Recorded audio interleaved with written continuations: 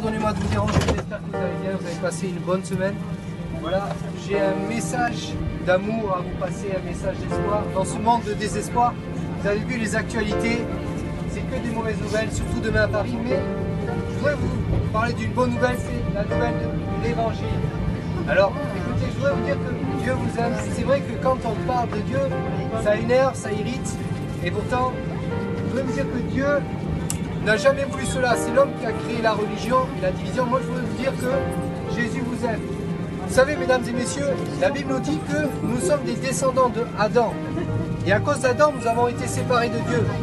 C'est pour cette raison que vous tous ici, vous êtes énervés quand on parle de Dieu parce que dans votre cœur, vous vous sentez séparés de Dieu.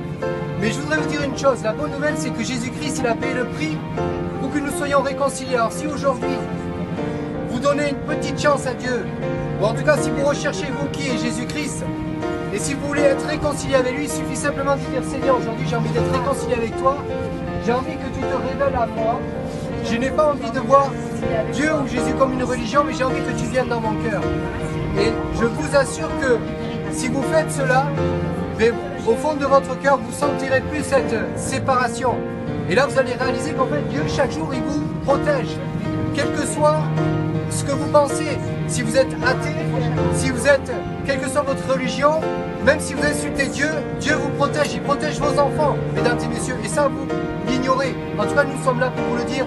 Dieu vous aime, il protège vos enfants, quel que soit ce que vous faites. Voilà. Excusez-nous de vous avoir dérangé.